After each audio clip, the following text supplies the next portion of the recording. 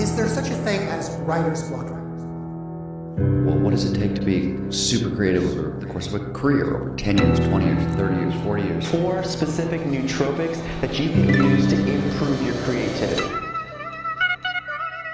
20% of scientists and researchers take prescription drugs in order to increase their performance in some way. It's very hard to be an artist and to survive over any reasonable period of time. Creativity now is as important in education as literacy. I think the writer's block is the best way in the world. It's about filling your We're going to cure writer's block. The Writer's Block Podcast. Welcome to the Writer's Block Podcast. I'm your host, Aaron, and it's good to be back so soon. Told you it wasn't going to be another 3 months before another episode came out.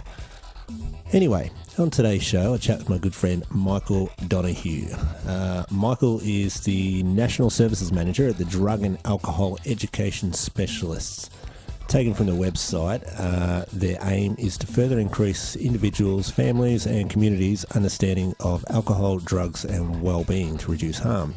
Michael goes into detail a little further into what it is exactly that he does, but I wanted to mention the name of the company because not once during our conversation did we mention it. Now, if I was better at these conversations, that would have been the first thing I asked. All part of the learning experience, I guess. Anyway, so you probably guessed by now that this is not the typical Writer's Block podcast episode today. In fact, we recorded this in an office at the Goodlife Gym in Sandringham, which is where Michael and I both train out of. Now, I wanted to have Michael on for a number of reasons. Firstly, I mean, he's just one of those dudes that instantly makes you feel good just from being around him. You know those people. He just oozes positivity. Ooze just doesn't sound right coming from my mouth. Fuck, that even sounds worse. Anyway, he's a great bloke. He's a sick musician. He's had pretty open battles with depression, and now he travels around the country spreading the word and making the world a better place. You can check him out at Michael Donehue. That's MichaelDonahue on Instagram, and you can look him up on Facebook under the same name. I really enjoyed this conversation. It's one of those ones that I think is pretty important and there needs to be more of, and I hope you enjoy it as well. Michael, thanks for coming on the podcast, mate. It's good to be here. Thanks for getting me involved. It's always cool just to catch up with mates and have a chat about different things that are going on in life, I reckon. Absolutely, definitely. And it's funny that we're actually sitting in an office at Goodlife in Sandringham. Thanks for hooking that up on the fly. Something that we both do on the regular basis, hitting the gym, and I suppose when you get to know people everywhere you go, you can kind of use contacts. So here we are, sitting in this little shoebox. Here we are. It's funny. When I first ran into you recently, I'd actually told you, I think, that at the start of the year I wrote a list of people that I wanted to have on the podcast this year, and there was about 10 or 12 people on there, and you were on that list for various reasons. And then, literally, probably 3 days after that, I ran into you here, of all places, which was totally random.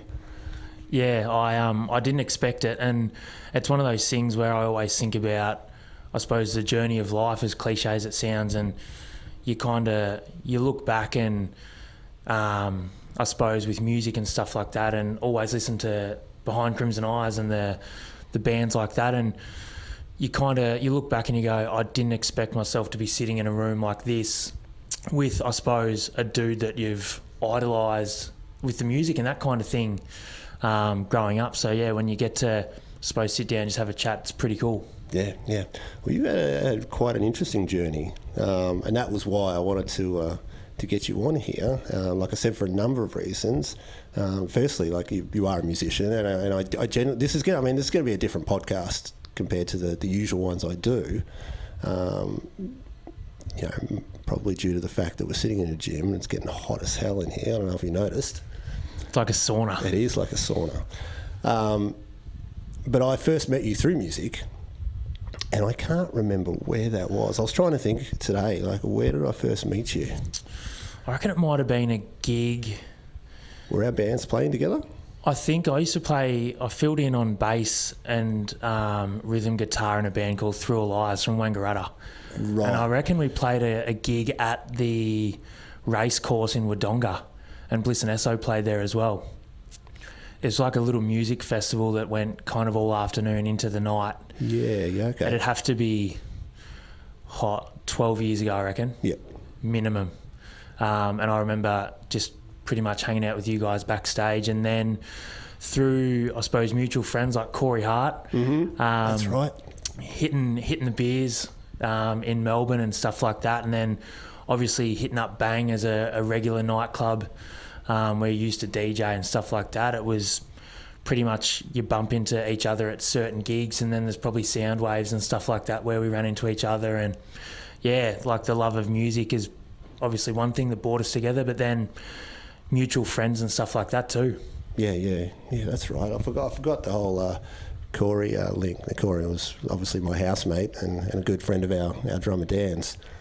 I can remember a night, AFL Grand Final day, where we ended up at this party. I don't even know where it was. And yeah, I don't really remember too much from that night because it was fairly full on. I can't remember doing anything ever for an AFL Grand Final. So all I remember is you coming up through the crowd and you're like, "Here, put this on." You gave me like this wristband, and I had free drinks all night. So sweet. Thanks heaps for that. Oh, you're welcome. Anytime. Wish I could remember it. It was clearly a good night. It was. You still playing music? Not as much as what I'd like. So I'm still a drummer in a band called Postscript. Mm-hmm. The lead singer, Jess, who's also in a band called Unburn, he's got 3 kids under 3, so it makes it really hard. Luke, who's the other guitarist, he's got a baby as well. And Shem, who was our bassist, he's just recently quit the band. So we're not really playing any gigs at the moment, but I'd love to get back out there and start playing some more shows because I absolutely love it. The name Postscript, is that a tribute to Finch? Don't really know where it came from, right. Because a few of the boys got together and they started the band before me and just put some tracks down. And I think the guy that was originally going to drum couldn't do it. Mm-hmm. And then mutual friends, once again, they just got in touch with me and I said, look, I'm happy to drive from Benalla down to Moorabbin every Thursday for practice. So it was in good traffic, 2.5, 3 hours kind of thing. But yeah, it was just one of those things that got involved, and yeah, we started playing a few shows, and yeah, just don't know where the name came from. Just wanted to get involved and started playing with them, and yeah, we've been fortunate enough to play with some pretty cool bands. Mm. And you've been pretty fortunate to get up on the kit with some pretty cool bands too, yeah. Yeah, we played with Unwritten Law last year, which was sick. And yeah, funny story. Turned up and, as you know, I'm one of those guys that isn't really frightened of having a chat to anyone, and went backstage and started talking to Wade, the drummer from Unwritten Law, and he said, I cracked a cymbal last night. Do you have a spare one that I can borrow? And I just said, here, have this one. And gave him one of my old ones, and he came out about 5 minutes later and he's like, do you want to play a song with us at the end? And I kind of looked at him and I'm like, nah, no chance. Like, why would I want to do that with a band like Unwritten Law? And got up and played More Than You Are with them, which was an awesome experience. And if I never get to do it again, well, it's pretty cool. Not many people can say that they've done that and drummed with Unwritten Law. Yeah, absolutely. That's awesome. Our mutual friend of ours, Tim, recently went up to Sydney and did some shows with Unwritten Law, performing their acoustic album, start to finish.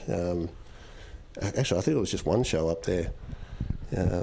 Quite a few interesting stories came back from Sydney. I actually saw that because I remember at the time I was working in Wollongong and I was trying to swing how I could actually get there to go and see the show, but just didn't work out with timing and that with work. So unfortunately couldn't get there, but that'd be an awesome experience as well.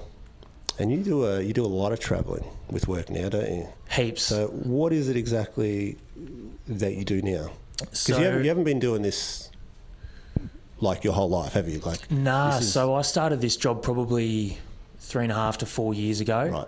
My title is National Services Manager, so it makes me sound a lot more important than what I actually am. But last year, I think I did around 100 flights across Australia and New Zealand, just getting out and educating people around alcohol, drugs, mental health and well-being. So yeah, about 100 flights, probably 300 talks. Just getting out and trying to, I suppose, give people as much information so that they can make an educated decision on a night out or even a night in. Yep. And this all came from your personal experiences, yeah? Yeah, so I grew up in a town called Benalla, and I moved to Melbourne, 4 years ago, and started working with a property company in the city. And it was one of those 9 to 5 jobs, sitting in an office pretty much the size of the room that we're in now, and that wasn't really for me. And I was lucky enough that the guy that I work with now, he just came to me and said, look, I'm that busy, I need a hand with stuff that we're doing, and would you be interested in doing it? And at the time, because I wasn't really enjoying the job I was doing, I just wanted to pretty much jump at any opportunity that I would be passionate about. And at the time, he offered me 1 month of work.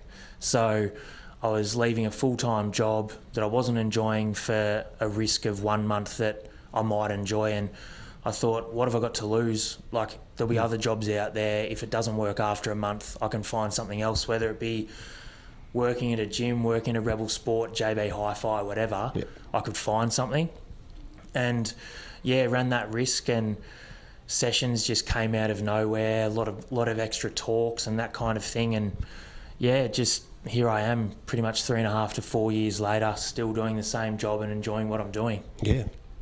So what is it exactly that you're doing? I know you're giving talks, educating on drugs and alcohol and stuff. Be talking to schools and businesses and sort of everything in between? Yeah, so mainly our biggest client is the university sector. So we're in over 160 unis and res colleges across Australia and New Zealand, and we just get out there and talk to them about like standard drinks and BAC, because you look at stuff back when you're 16 to 20 kind of thing, people are drinking and you're not really educated about that kind of stuff when you're at school. So every session that I do, I always put my hand up and say I've probably been a drink driver in my time, not because I wanted to be, but I didn't realise how long alcohol was present in the system. So like to get into some of the stuff that we talk about, like on average with your BAC, you're only losing 0.01 every hour for BAC when you drink. So you blow a reading of like 0.09 at 1 a.m. in the morning, you've got to wait till like 10 a.m. the next day to be back to double zero. Isn't that crazy? Yeah. Like the amount of people that would be over the limit. Yeah, exactly. So they mightn't show signs of drunkenness and stuff like that, but there's still alcohol present in their body. So it's just that risk that you're taking. So you want to get out and tell younger people that, because especially like the amount of partying and going out and stuff like that they're doing, if they don't know that kind of stuff, they're running that risk. And your license is like everything these days, depending on if you've got to drive and work, study, everything like that. It's so important to be teaching young people that. Yeah, definitely.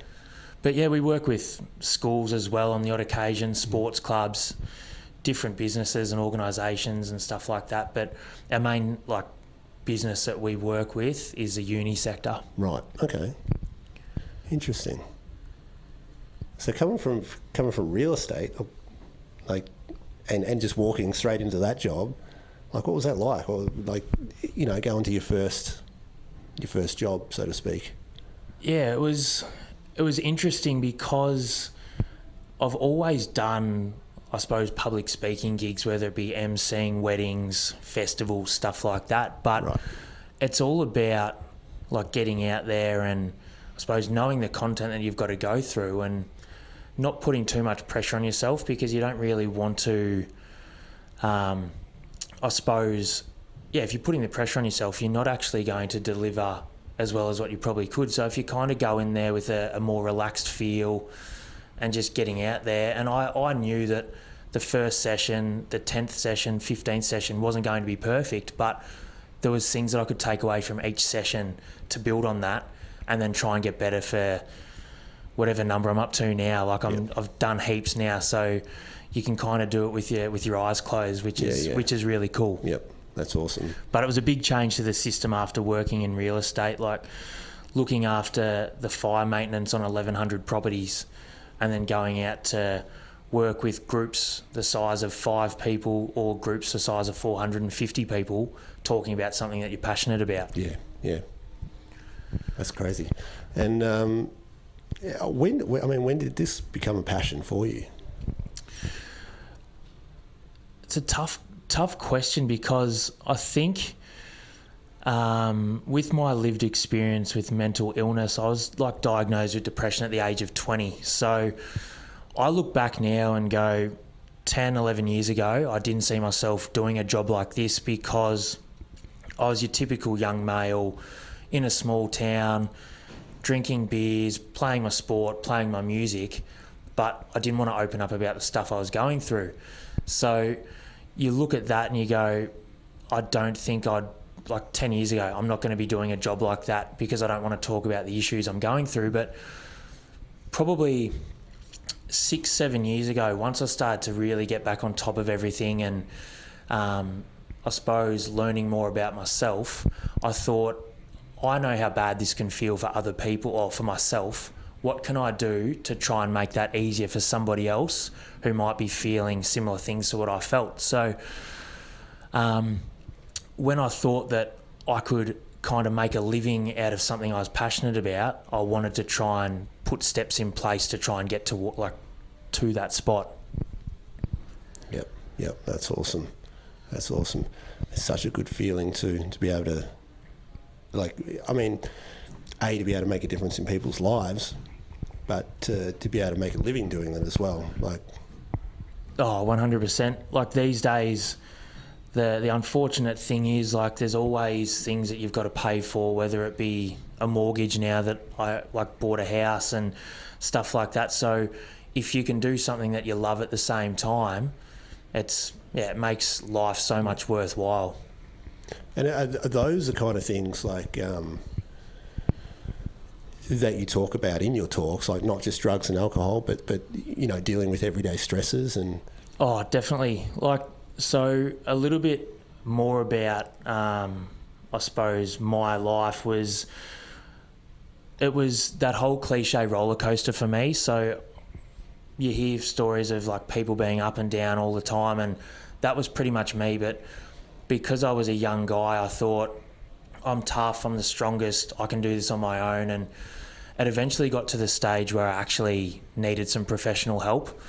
And this is why I like coming and doing stuff like this with you, because 10 years ago there wouldn't have been 2 guys our age talking about mental health. But yeah, it was just one of those things that I needed some professional help, decided to go and see the doctor.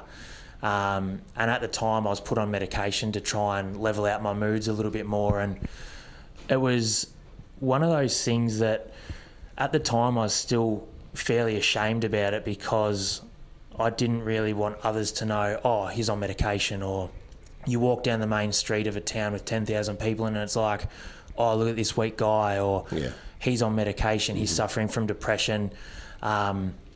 Stay away from him. We might catch that from him as well, kind of thing. And I just got to the stage where I thought, life's meant to be happy. Why am I sitting here feeling like shit when I could be doing things to help myself get back on top of everything? And at the time, I was drinking a fair bit as a young guy. Pretty much you're out partying with your mates and that kind of thing. And I just thought that I needed to make changes. And I gradually started chipping away, and regular visits with the doctor, conversations with my parents who have been awesome through the whole experience. And probably the hardest thing one of the hardest things that I've actually ever been through with myself and with my family as well, is I lost my auntie and cousin in the Black Saturday bushfires in 2009. So it's this time of year always gets a little bit difficult, especially coming up to the 10-year anniversary. I'll never forget the way that my family was after something like that, something you never get over. But you find ways to you just find ways on a daily basis to try and to live with it. You try and do everything in your power to make them proud of you, in whether it be your work life, in your gym session, family life, whatever. You just want to try and do everything in your power to make them proud of you. And you try and find positives out of negative situations like that. And so many people look at you and go, well, what are the positives out of that? Like, that's a terrible situation, which it is. But I look back at that and you look at how close it brings your family together. You look at how close the community was. Like, they found out about stuff. They're dropping off flowers, they're dropping off meals, all this kind of stuff to look after your family. And it really makes you make the most of every moment, as cliche as that sounds as well. But you never know when that last moment's going to be with, like, your family, your loved ones, that kind of thing. So whenever you get that opportunity, like, give them an extra hug, give them an extra kiss, do whatever you can so that you can make the most of every moment. So that was probably the toughest thing that put me back to square one. And then I was drinking even more than what I was before that. Blew out to around 130 kilos. So I was a big boy. Yeah, drinking 4 or 5 nights a week till 2 or 3 in the morning, and my parents didn't actually know about that. Right. I was just hiding it from them.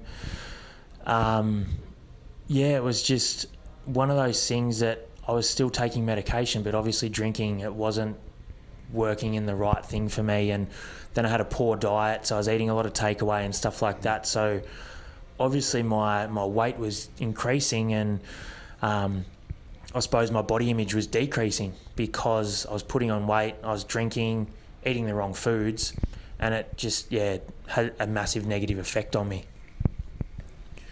Wow. And obviously, you're about 130 kilo of pure muscle now. Like you've really.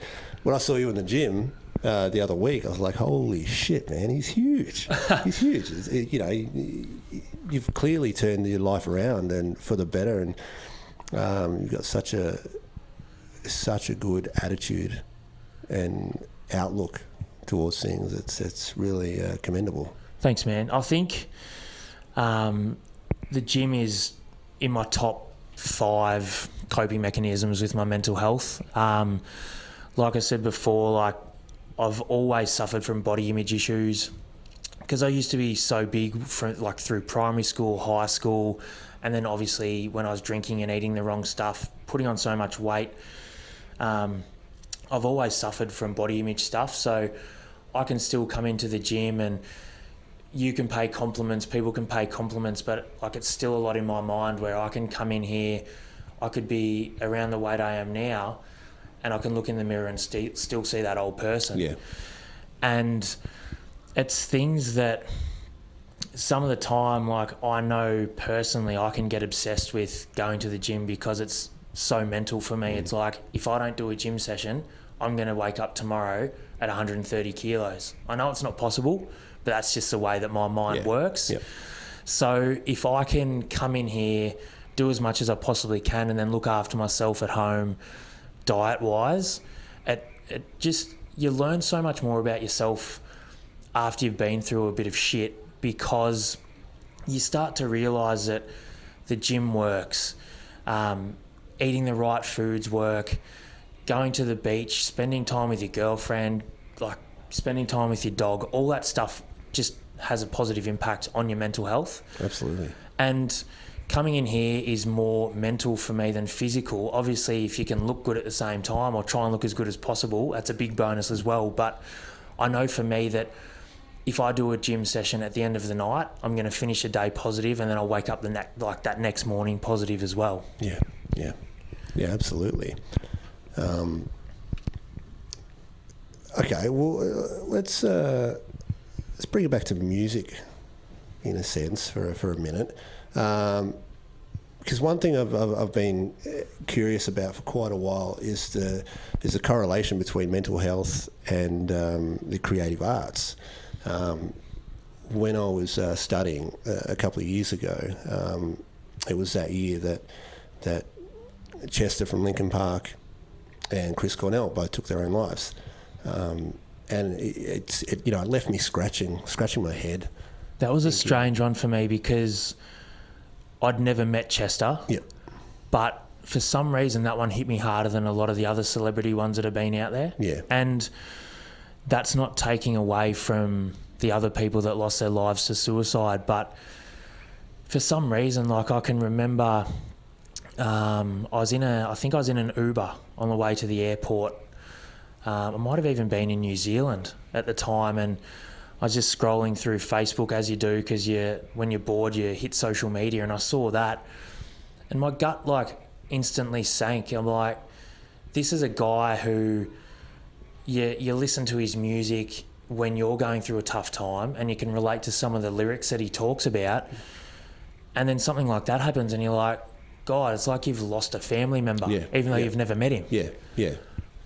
And it just sort of it fascinated me, like that someone that's so loved and so idolized and is so creative and would appear has everything going for them, has everything in the world they need. That can be in such a low point. It's so hard because I know for me, from like personal experience, you can have 100 friends around you and you can still feel like you're on your own.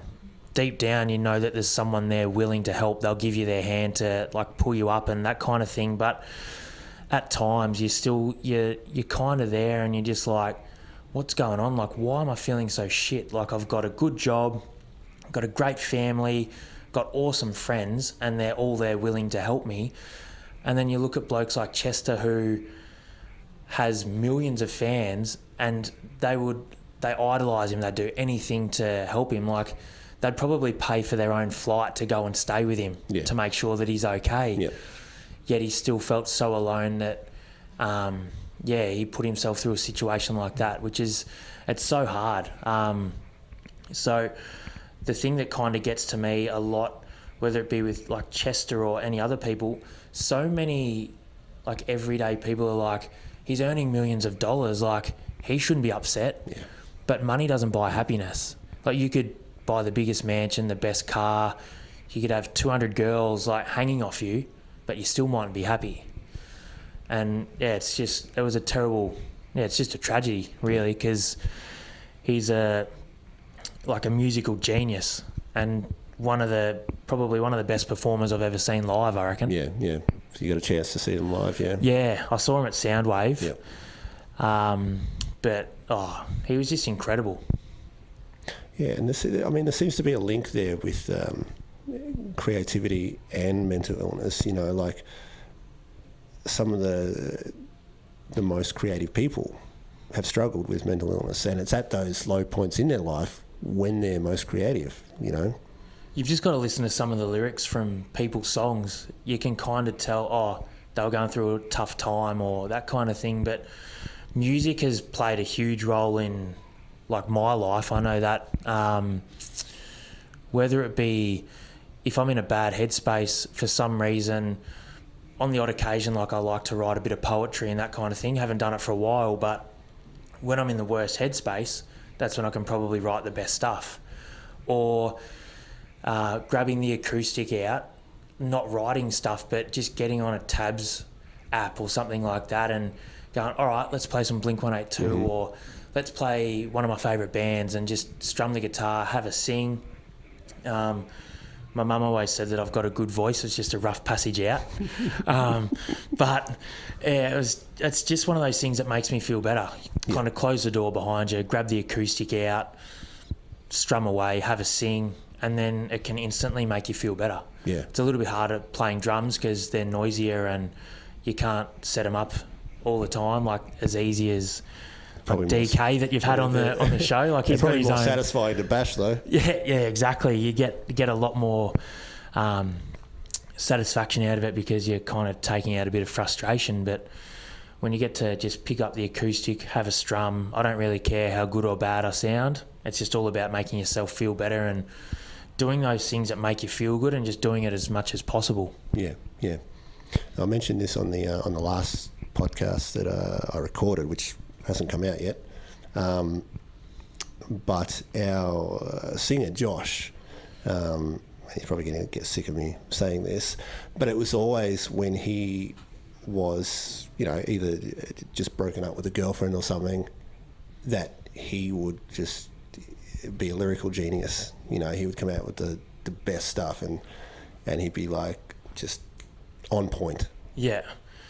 And yeah, you guys have come out with some awesome stuff. Like I remember, like back in the day, one of my favourite songs of all time, and I can actually say this, would be The Black Veil. Yeah. I absolutely love that track. And for some reason, that was kind of like the track that got me into you guys, because I used to hang out with a lot of guys that ride BMX and motorbikes and stuff like that. And I was just watching one of their videos one day, and this song came on, and the guy that made the video, I had to message him and like, what is this song? And it was a Black Veil. And then, so I listened to that song, and then I think I was watching it must have been a Freestyle FMX or Freestyle MX video, I think it was. I think I know the one. I think I've got a copy at home. Yeah. I can't think of the song name now, but slipped past me by. But I heard that song as well. I'm like, I need to look on my phone now and actually see what song it was, because I looked at, heard the Black Veil, yep, and then heard this other one, and I'm like, this is crazy. It might have been Game of Life or something like that. Okay, I had a feeling it was something earlier. But yeah, I can just remember hearing these two songs. I'm like, I need to listen to these guys more. Yeah. And that was some of my gateway tracks kind of into that style of music. But yeah, obviously, with someone like Josh who's writing some good tunes, it's held you guys in good stead for however long, 15, 16 years kind of thing. Yeah. And it was those lyrics and music that seemed to resonate with people, especially a lot of kids that were having tough times, and we'd get emails and letters and stuff from kids all over the place saying your music helped me, helped me through a tough time, and that'd be awesome for guys like you. It's such a good feeling, and I'm sure you get that feeling a lot now as well, in the line of work that you're in. Yeah. And you don't, man, it's hard to get that feeling anywhere else. That feeling definitely that you've changed someone's life, for the better, or even saved a life, we got letters from kids saying, they were thinking about taking their own lives. Yeah. And then this song helped them through it. And that's powerful shit. Oh, and it's just one of those things that you get messages like that, and it makes you want to push harder. Absolutely. So it's like this song or this talk that you did, it's like you want to push harder so you can try and help more people. But at the same time, when you're getting messages of support or thanks and stuff like that, as hard as it is, you've still got to kind of put yourself first, because if you're putting so many other people first with the issues that they're going through, and you're not making time for yourself, it makes it really hard to look after their well-being if you're not looking after your own. Yeah. But you still get messages. I still play the odd game of footy and that kind of thing, but you get messages from guys from the footy club back home, and they're just like, oh, how you travelling? Or thanks heaps for sharing your story. It's really helped me get through stuff. And it's kind of makes you walk around, puff your chest out a bit more, and it makes you realise that what you are doing is worthwhile. Because some days, I'm sure it's the same, when you're in a professional band kind of thing, you kind of wake up and you go, is this all worth it? But then you get messages like that and you go, all right, let's just pick it up again and let's try and help more people and make the world a better place pretty much. Yeah, definitely. And that was, when we took a break for a number of years, that was the biggest thing that I missed, was not being able to make that difference in someone's life. Yeah. And then, that's generally the Behind Crimson Eyes mission statement now is to, to make the world a better place. And, So everything we do now is, has a purpose, has an intention behind it. Yeah. And it's lucky, like we were talking about before we started chatting, like some of the people that you get to meet through music, they just have a huge influence on your life. Like Chris Aiken from Strung Out, he's been through hell and back, and I've been lucky enough to hang out with him a few times through gigs. And the last time that they toured, he got me over to their Adelaide show and went out for dinner with him. And just to have some one-on-one time with someone like that who's been through some of the worst stuff, it's just cool, because you grow up idolising those types of guys, and then you kind of look back and you go, 15 years ago when I was listening to Matchbook and Too Close to See and songs like that, you don't see yourself hanging out with the bassist of one of your favourite bands. Absolutely. And then when you can connect on a different level from just music, whether it's life, family, relationships, your mental health, like battles that you've been through, it just it creates a completely different bond. So to be able to talk with him and that kind of thing, it's been awesome for me, because one, you get to hang out with a guy that you've idolised for ages, but at the same time you can talk about your problems and relate to each other about some of the things you've been through. Yeah, I like watching, because I'm friends with Chris on Facebook as well, so I get the mutual conversations kind of thing, and it's great to watch. As is all the sort of content that you put out there from the talks that you've been doing. It just leaves me feeling good all the time, watching the good that you're doing. I'm constantly seeing in my newsfeed that you've been here and you're talking to these people and you've made a difference in these people's lives, and it's really awesome to Thanks, watch. mate. Yeah, I love getting out. It doesn't matter how busy you are, whether you're up at 4 a.m. and then you're getting home at 1 a.m. If you're out doing talks with different people and you know that you're making a difference, or you feel like you're making a difference, that's what makes life worthwhile, especially when you know kind of the things that you've been through and how dark times have got, and being able to turn that around and then try and give some other people some of the knowledge about mental health or alcohol and drugs. It just makes a huge difference. I know I did a talk last year up in Brisbane to 450 first year students, and this girl came up to me, and I'll never forget it. She came up to me and she goes, I'm studying psychology at the moment. I go to these talks all the time, and this is by far the best one I've ever been to. Yeah, that's awesome. And you kind of leave that talk going, all right, well, I'm doing something right. But then you can leave other talks and you go, did they actually get anything out of it? Did they enjoy that?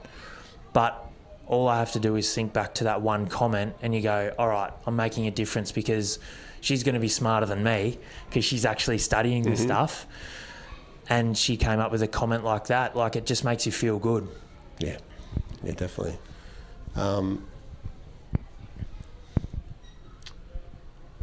What advice would you give people that are, struggling to deal with their mental health, and aren't as strong as you to recognise it and take the steps?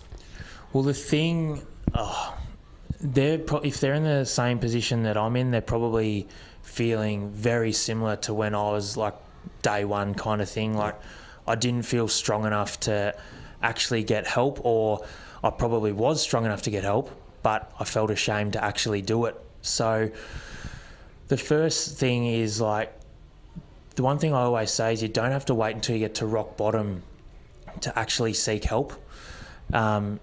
Get out there and find that person that you feel comfortable with, and someone that you kind of want to have that uncomfortable conversation with to try and make yourself feel better. Because I know that for me, it took me a very long time to open up about the stuff I was going through.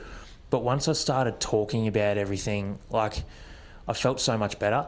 And then it actually gave me the opportunity to put things in place and put those steps in place to get back on top. And yeah, I always look at it as a glass analogy. If the glass is half full, and you're still thirsty, fill it up then. Yeah. Don't wait until you finish the glass and then you go, oh crap, I've got to get up off the couch and go and fill the whole glass up.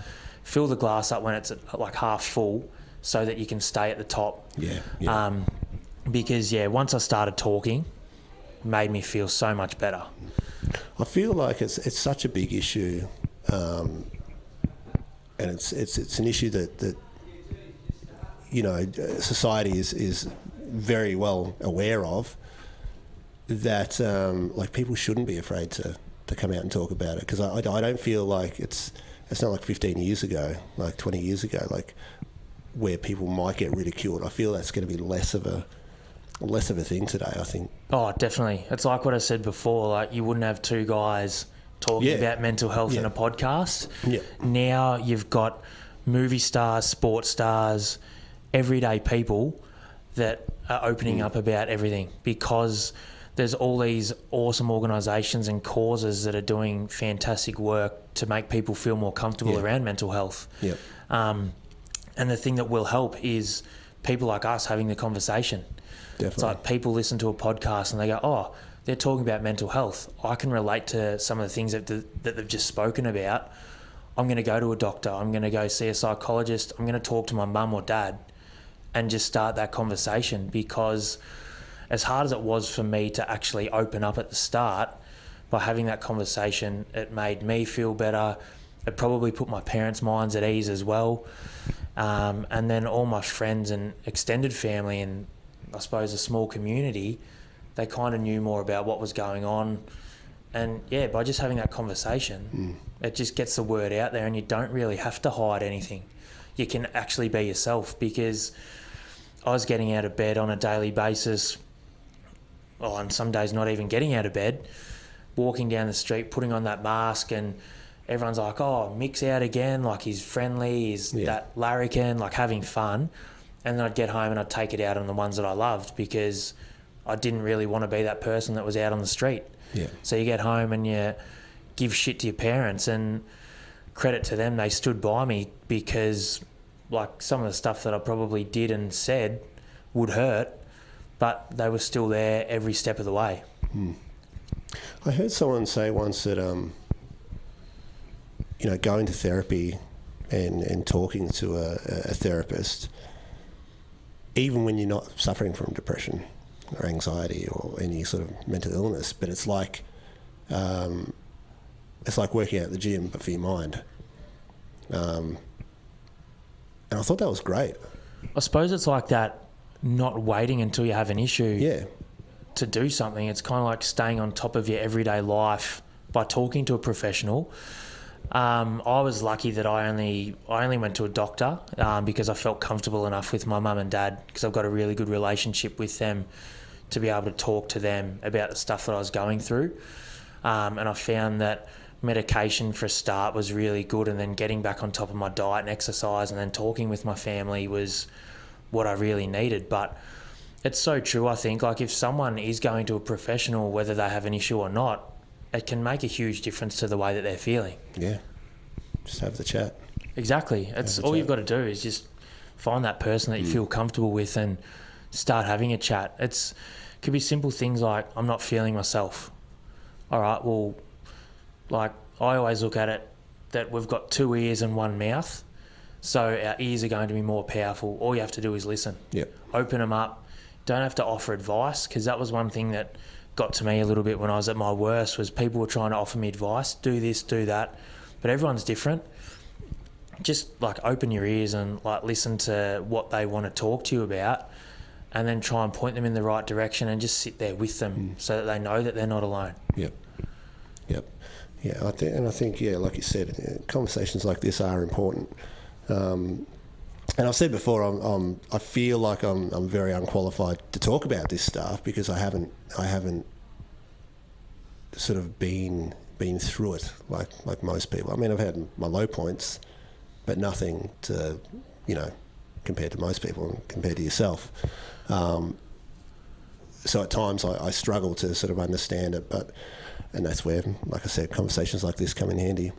I think, just being there. Like I think when it comes to mental health, I reckon from a personal experience, because everyone's different, I think when it comes to whether you've been through it or you know someone who's been through it, I reckon we're all qualified to a certain extent because we can listen, we can all talk and that kind of thing. But I totally understand what you mean. Like, I think after being through it, I don't understand what others are going through, but I can relate to some of the stuff that they're feeling and that kind of thing. But yeah, it's just like what we said. It's all about just starting that conversation and making people feel more comfortable around it, so that, who knows, like, one conversation could save a life. Yeah, we might talk here, 100 people might listen to this, one person might listen to it, or they might hear that you've interviewed me and they go, I don't even want to listen to this podcast now. But as long as somebody hears it and they go, all right, I'm struggling, or someone I know might be struggling, what can I do to help? Have a chat, have a listen, and just go from there. Yep, that's awesome. Very good advice. Well, I think we should probably wrap it up shortly and give these trainers their office back. Yes, I reckon it's about 90 degrees in here. It's pretty hot. I was going to sit in the sauna after this. And I can feel the sweat, yeah. My shirt's gone see-through. I can feel the sweat running down my back and stomach. Settle down. What's been some personal highlights throughout this all? I mean, I'm sure there's stacks. I mean, you've got a highlight reel of highlights, in my opinion. I think one has probably been on this podcast. That's a highlight.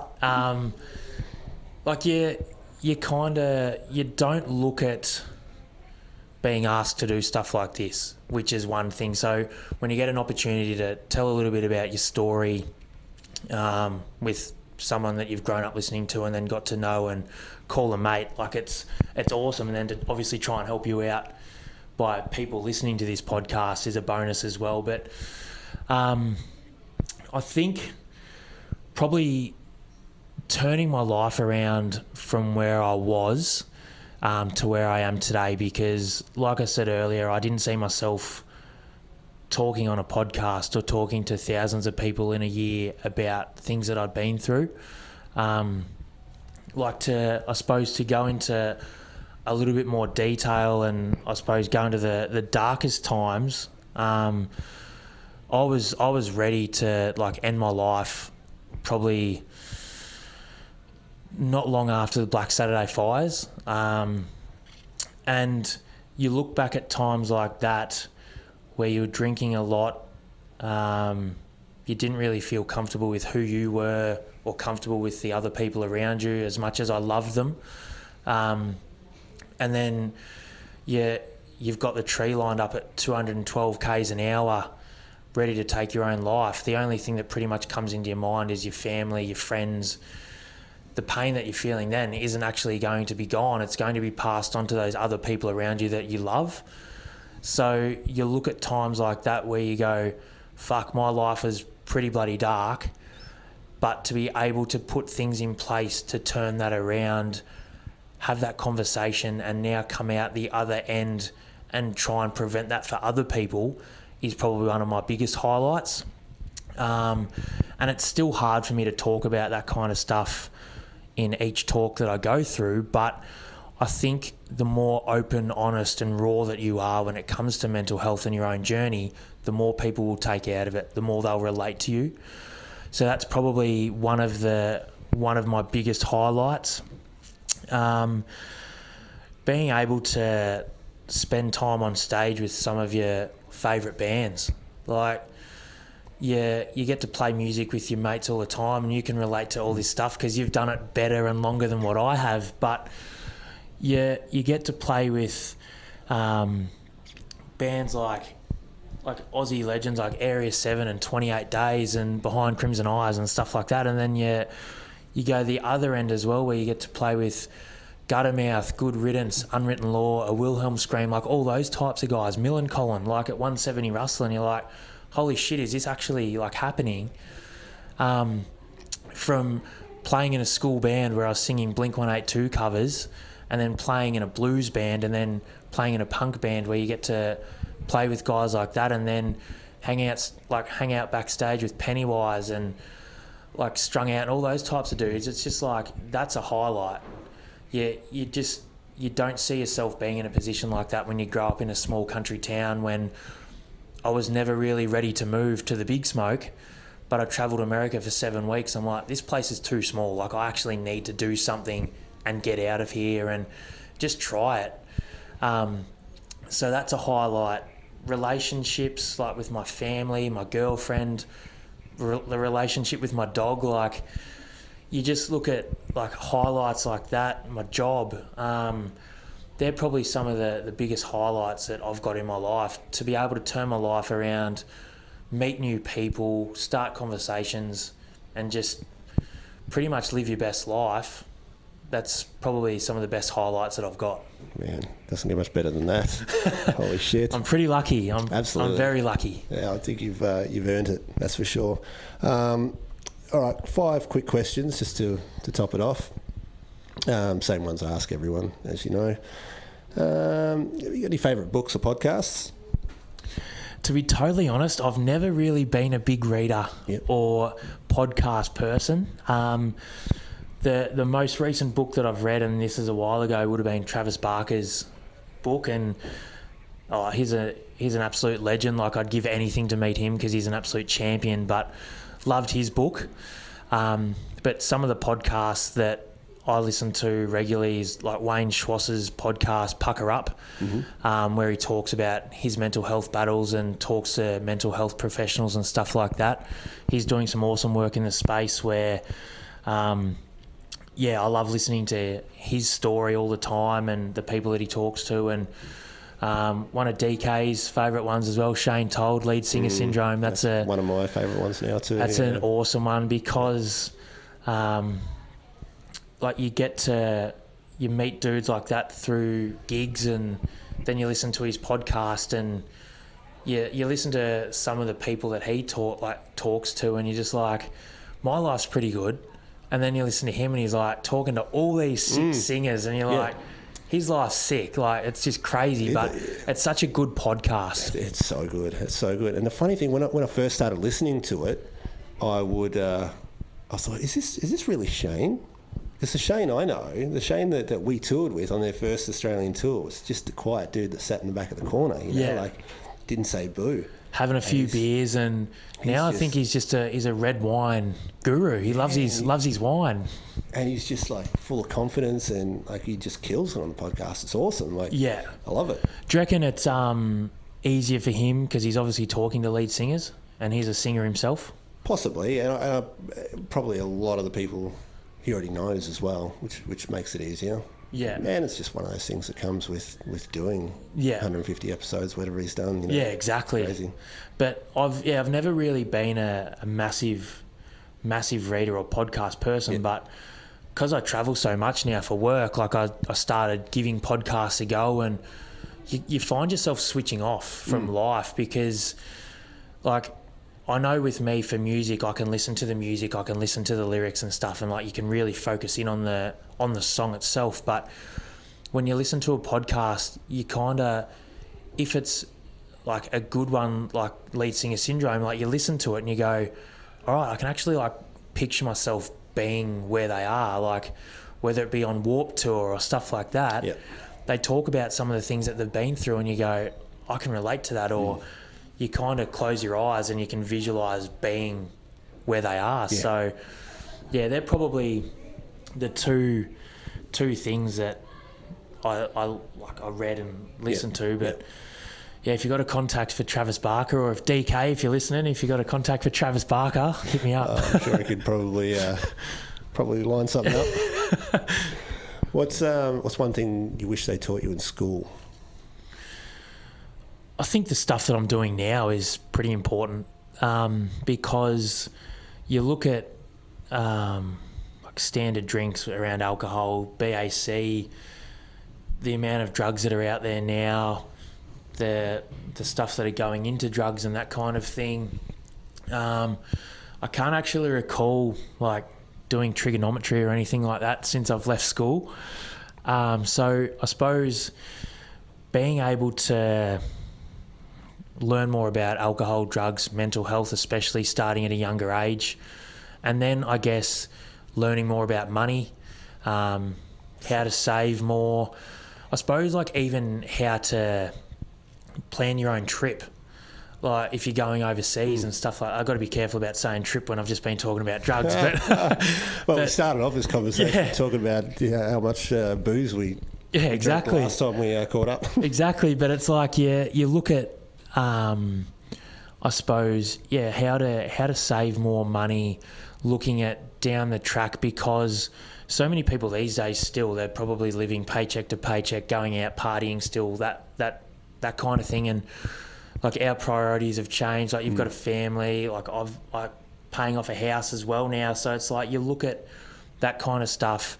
If you're taught that earlier on in life, I think you'd probably try and save a little bit more rather than let's buy this, let's buy that.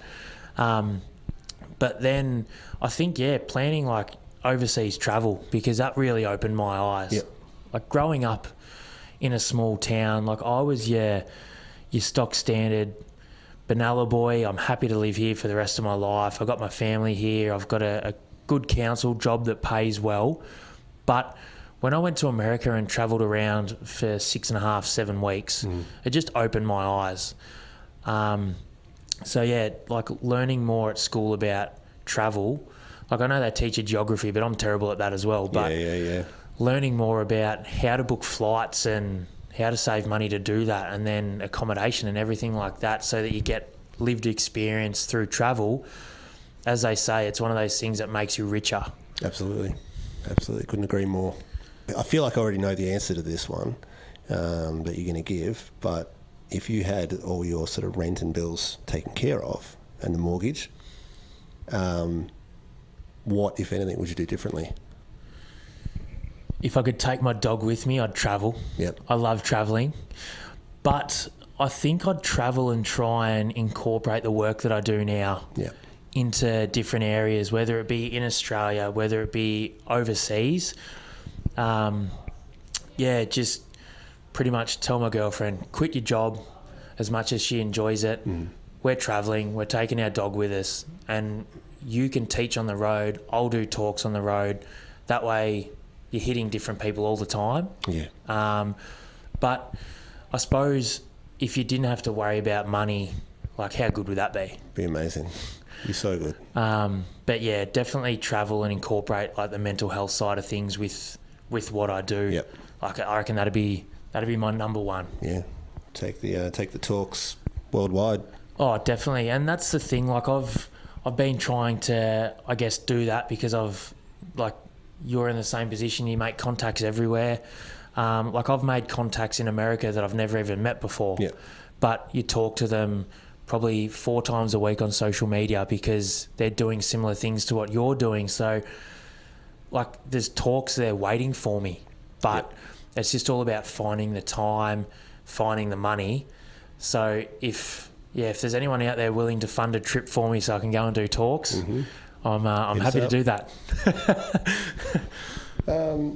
If you could have a chat with your 18-year-old self, what would you tell him?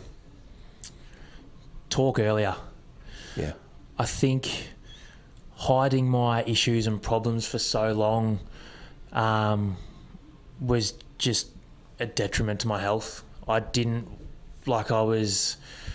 wasn't physically fit, I wasn't mentally fit, and I was just hiding everything that I was going through. So if I could go back 13 years, I'd just go, all right, stuff it. If I knew what I knew now and I wasn't going to get judged and people were going to accept me for who I was, I'd just talk about it, get my issues out there in the open so that I didn't get to that low in the car. Like I didn't drink 5 nights a week. I'd be doing everything I possibly could to talk about my problems and get the ball rolling. Start putting things in place to get back on top a lot quicker. Yeah. Beautiful. Now, being a creative dude and musician, do you have any recommendations for a writer's block or creativity block? I think like being active. Yeah. I reckon that's huge. Whether it be music, whether it be writing a book, writing poetry, whatever, like I find for me, even if I'm writing an email or a text message, if I can't get the wording right, it's like, let's just get up, let's go for a walk for 5 minutes, get some fresh air, get some sunshine. Even if you've got the time, get out for a gym session for an hour just to sweat it out. Because like I find for me, I can come back a completely different mindset and go, that's what I was trying to write, or that's what I meant to write, but I didn't. Now I feel completely different. When it comes to like the music side of things, I'm pretty lucky that Jess is just a guru with his writing, and he normally lays down the drum beats, and then I kind of just put my own spin on it, whether like when we're playing gigs and that kind of thing. So I've been pretty fortunate that Jess just pretty much does my job for me. I've just got to keep time at gigs and that kind of thing, which is awesome. But it's one of those things that he can send something through and I can say, oh, why don't we tweak this here or try something different here? Because you can never have too many minds on stuff like that, because who knows what could happen, like different opinions, different ideas. It could make a completely different song. Yeah. But yeah, for me, it's just all about getting out and being active and doing something, fresh air and sunshine. Yeah. That's awesome, man. Couldn't agree more. Well, this has been really good. It's a little bit different to the other chats you've had. Yeah, but man, I'm only 5 or 6 deep, so who knows where this is going to go and sort of what direction the whole thing is going to take. It's just a journey I'm on. And it's awesome to see it, because you've been around the traps for so long, whether it be playing gigs, doing DJ sets at Bang. It's just going to be awesome to see some of the dudes that you get on here. It's fun. They're conversations that I enjoy having, and especially like ones like this. Like they're not only do I enjoy it, but it's extremely important. Yeah, and I'm sure a lot of people are going to get something out of this and take something away. And I hope so. And it's a privilege. Like I'd give up every minute of the day to be able to do stuff like this, because like we've said probably 10 times already, it's all about having that conversation. So you never know what someone might take away from you and I just chatting about life in general. Yeah. Well, thanks for coming on, man. Thanks heaps. Keep up the sensational work. You're a good human being. Thanks, mate. You too. I love what you do. Thank you. Let's get out of this sweat box. Yeah, man. I'm dying in here. Thanks, buddy. Thanks, man. Hey guys, Aaron again. Hope you enjoyed the show, and if you did, I'd love it if you'd spread the word and share it with anyone you think might actually get something out of it. Also, don't forget to check out the blog at thewritersblock.co and follow us on the socials at thewritersblockau on Instagram, The Writers Block Co on Facebook, Writers Block AU on Twitter, and we even have a YouTube channel, which I'll throw this episode up on. It's audio only at the moment, but I'm sure down the track we'll probably start filming them too. Till then, you can subscribe to the channel via the link at the top of the blog homepage. Finally, I know it's a pain in the ass, but if you could leave a rating and review on iTunes, that would be amazing. It really does help, I'm told. I don't actually know. But if it does, and you can, that'd be awesome. Thanks guys, see you next time.